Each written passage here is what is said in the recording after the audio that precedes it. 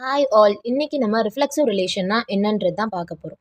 இப்போது ஒரு relation R அதை நம்ம எப்போ ரிஃப்ளெக்சிவ்னு சொல்லுவோம் அப்படின்னா, நம்ம எடுத்துக்கிற செட் ஏல இருக்கக்கூடிய எல்லா எலமெண்ட்ஸ் ஏமே ஏக்கே ரிலேட் ஆகி இருந்தது அப்படின்னா அதை நம்ம ரிஃப்ளெக்சிவ் அப்படின்னு நம்ம சொல்லிக்கலாம். அதாவது ஏ டைப் ஆர்டர் பாஸ் எனக்கு என்னோட ரிலேஷன் செட்டில் இருந்திருக்கணும். For all A belongs to A, என்னோட ஏல இருக்கக்கூடிய எல்லா ஏஸ்மே ஏக்கே ரிலேட் ஆகிருக்கணும். அதாவது A should be related to A type order pairs எனக்கு செட்டுக்குள்ளே இருந்திருக்கணும், ரிலேஷன் செட்டுக்குள்ளே இருந்திருக்கணும். அப்படி இருந்திருந்தது அப்படின்னா அதை நான் ரிஃப்ளெக்சிவ்னு சொல்லிப்பேன். இதை இன்னும் தெளிவாக பார்க்கணும் அப்படின்னா நம்ம ஒரு எக்ஸாம்பிள் வச்சு பார்க்கலாம். இங்கே நம்ம ஏ அப்படின்னு ஒரு செட் எடுத்துக்கிறோம். A is equal to set of all 1 2 3. இப்போது நம்ம டெஃபினிஷன் என்ன?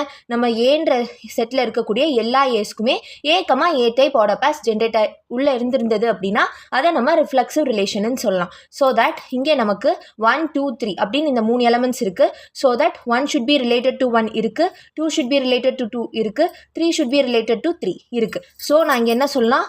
R1 அப்படின்றத வந்துட்டு ரிஃப்ளெக்சிவ் ரிலேஷன் அப்படின்னு சொல்லலாம். ஸோ செகண்ட் R2 இந்த ரிலேஷனில் செக் பண்ணலாம். இங்கேயும் எனக்கு 1,1 இருக்குது, 2,2 இருக்குது, 3,3 இருக்குது, எக்ஸ்ட்ரா எலமெண்ட்ஸும் இருக்குது. அதனால் எனக்கு ஒன்றும் பிரச்சனை இல்லை.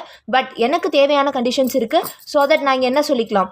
இதுவும் ரிஃப்ளெக்சிவ்னு சொல்லலாம். இப்போ R3 செக் பண்ணலாம். செக் பண்ணோம் அப்படின்னா 1,1 இருக்கணும், இருக்குது, 2,2 இருக்குது, நெக்ஸ்ட்டு 3,3 இருக்கா? இல்லை. ஸோ தட் இங்கே 3,3 இல்லை. ஏதாச்சும் ஒரு எலமெண்ட்டுக்கு இந்த கண்டிஷன் சாட்டிஸ்ஃபை ஆகலைனா கூட இது ரிஃப்ளெக்சிவ் கிடையாது. ஹாய் ஆல், இன்னைக்கு நம்ம ரிஃப்ளெக்சிவ் ரிலேஷன்னா என்னன்றது தான் பார்க்க போகிறோம்.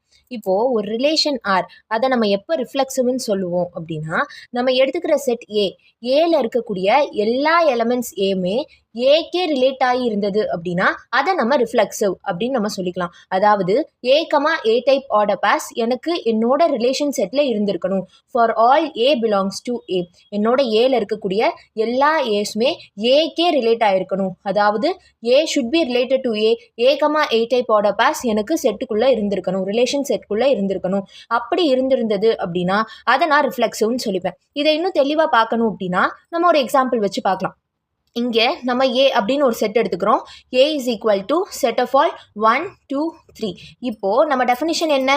நம்ம ஏன்ற செட்டில் இருக்கக்கூடிய எல்லா ஏஸ்க்குமே ஏ டைப் ஆர்டர் பாஸ் ஜென்ரேட் உள்ளே இருந்திருந்தது அப்படின்னா அதை நம்ம ரிஃப்ளெக்சிவ் ரிலேஷன்னு சொல்லலாம். ஸோ தட் இங்கே நமக்கு 1 2 3 அப்படின்னு இந்த 3 எலமெண்ட்ஸ் இருக்குது. So that 1 should be related to 1 இருக்குது, 2 ஷுட் பி ரிலேட்டட் டு 2 இருக்குது, 3 ஷுட் பி ரிலேட்டட் டு 3 இருக்குது. ஸோ நான் இங்கே என்ன சொல்லலாம்?